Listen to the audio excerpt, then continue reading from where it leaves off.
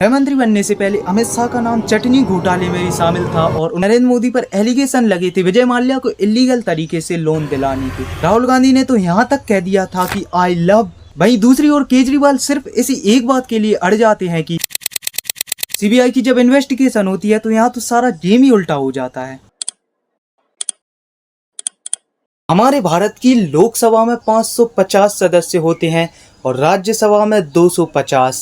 इन सभी सदस्यों में से 43% सदस्य तो ऐसे हैं जिनके ऊपर क्रिमिनल चार्जेस हैं। उसमें से भी 29% तो ऐसे हैं जिनके ऊपर मर्डर, रेप, फिरौती जैसे गंभीर आरोप हैं। उसमें से 29% तो ऐसे हैं जिनके ऊपर रेप, मर्डर, फिरौती जैसे गंभीर आरोप हैं। ऐसे ये कोई नई बात नहीं है। क्रिमिनल्स का हमारी पॉलिटिक्स के साथ बहुत पुराना संबंध है और अगर मैं कहूं कि पार्टी सिर्फ क्रिमिनल्स के दम पर ही जीतती है इसीलिए वो पॉलिटिक्स में इन्वॉल्व होते हैं तो ये भी गलत नहीं होगा और मैं इसे आगे प्रूव भी कर सकता। पार्टी की ये सोच होती है कि अगर वो क्रिमिनल्स को टिकट ना दे तो पार्टी उस क्षेत्र से हार सकती है और पार्टी और भी हथकंडा अपनाती है। जैसे किसी भी एक क्षेत्र को पकड़ो, उसमें जो कास्ट मेजर है उसे काउंट करवाओ और उसी का आदमी खड़ा कर दो और उसे मसीहा बना दो। जब यही काम कोई नॉर्मल इंसान कर रहा होता तो वो अपराध होता और यही काम जब पॉलिटिकल पार्टी करती हैं तो वो एक स्ट्रेटेजी होती है जीतने। देखो, जब तक किसी आदमी के खिलाफ कोई सबूत नहीं मिल जाता तब तक वो बेकसूर है और लेकिन बहुत से कैदी ऐसे आज भी डले हैं जिनके खिलाफ कोई ठोस सबूत नहीं है लेकिन वो आज भी जेल में बंद हैं। सारी चीजें ना नेताओं के लिए ही बनी होती हैं। नेता चाहे मर्डर कर दे चाहे रेप। जैसे हाल ही में तुमने एक वीडियो भी देखी होगी जिसमें एक नेता सरेआम सड़क पर, उसमें उस नेता के खिलाफ क्या कोई एक्शन लिया गया? क्या वो जेल में है? क्या तुम्हें इसके बाद कोई खबर मिली?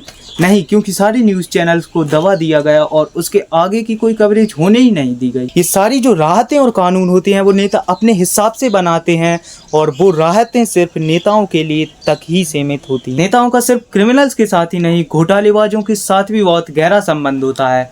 उदाहरण के लिए शिवराज सिंह का व्यापम घोटाला, डंपर घोटाला, लालू यादव का चारा घोटाला, नीरव मोदी स्कैम, विजय माल्या स्कैम, इन सब में नेता भी इन्वॉल्व थे क्योंकि बिना नेता पॉलिटिशियंस के कोई काम होता ही नहीं है। अगर तुम्हें देश में धंधा भी बहुत अच्छे ढंग से चलाना है तो नेताओं की सपोर्ट होना भी बहुत ज़्यादा जरूरी है। पॉलिटिकल पार्टीज के सपोर्ट के बिना तुम धंधा तो छोड़ो, कुछ कर ही नहीं सकते। अगर कोई व्यक्ति IAS PCS का एग्जाम देता है और उस पर क्रिमिनल चार्जेस हैं तो उसे ऑफर लेटर भी नहीं मिलता, यहाँ तक कि क्लर्क की जॉब के लिए भी उसे दिक्कत आ जाती है।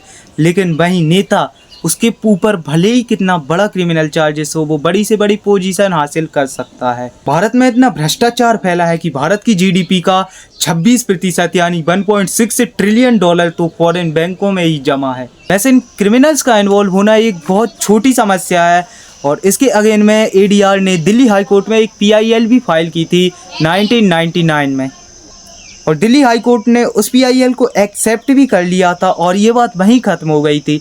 लेकिन ये जो नेता जिन्हें हम जिता के लाते हैं उन्होंने इसके अगेन में सुप्रीम कोर्ट में अपील कर दी। हालांकि उनकी अपील खारिज कर दी गई थी लेकिन उसके बाद हमें वो देखने को मिला जो आज तक हमें मतलब देखने के लिए आंखें तरस जाती हैं, जो देखने को नहीं मिला। सारी की सारी पार्टियां, विपक्ष हो या पक्ष, सभी एक हो गए सिर्फ इस एक फैसले के अगेन की। सभी की सिर्फ एक ही डिमांड थी, इस फैसले को बदलना। अगर मैं घोटालों की बात करूं तो 2010 से लेकर आज तक 5 लाख करोड़ के घोटाले तो एक्सपोज हो चुके हैं और बहुत से घोटाले ऐसे होते हैं जो कि एक्सपोज नहीं होते लेकिन चलते हैं। तो अगर कोई नॉर्मल इंसान चोरी भी कर लेना तो उसके घर पर पूरी फौज पहुंच जाती है और वहीं एक नेता भले ही रेप कर दे उसके घर पुलिस जाती ही नहीं है। देश में बहुत सी चीज़ें ऐसी हैं जिनमें सुधार लाने की ज़रूरत है लेकिन कोई भी ऐसा स्ट्रॉन्ग नेता है ही नहीं जो इनमें सुधार ला सके और इन्हें सही कर सके। क्या भविष्य में कोई ऐसा नेता आ सकता है? और लास्ट में सिर्फ यही कहना चाहूँगा कि देश को लूटने में सबसे बड़ा हाथ नेताओं का है।